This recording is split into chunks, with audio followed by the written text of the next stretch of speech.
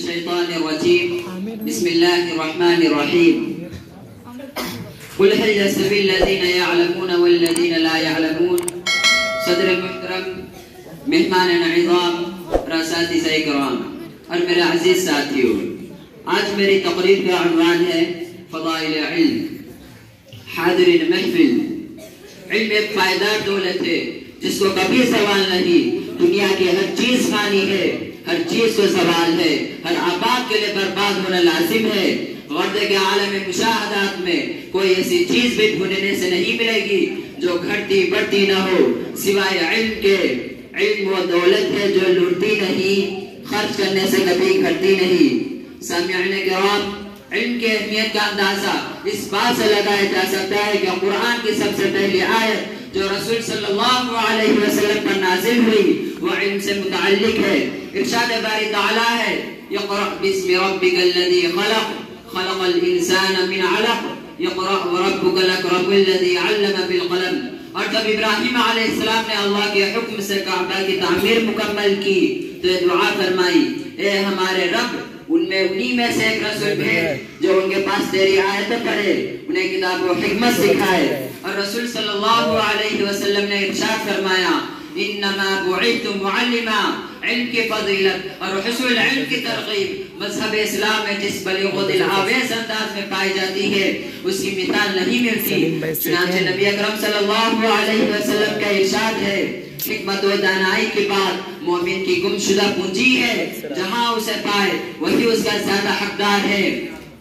محترم حضرات، علم کیا ہے؟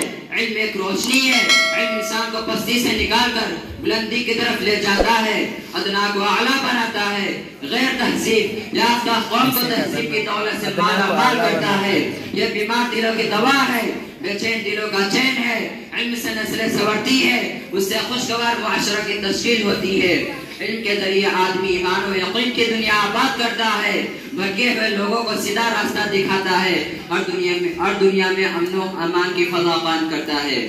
محترم حضرات،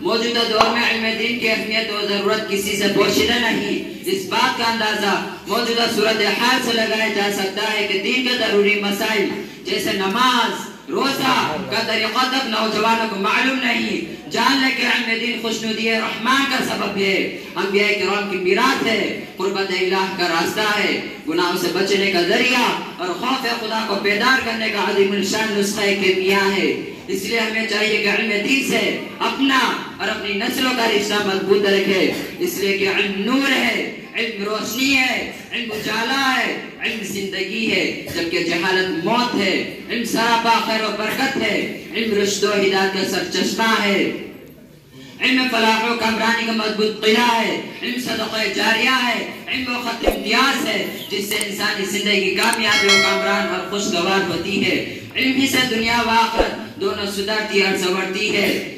علم کے ذریعے نجات اور جنت میں داخلے کا ضامن ہے۔ دنیا و آخرت کی بھلائی علم کے ساتھ ہے۔ علم لا زوال اور بیش بہا نعمت ہے۔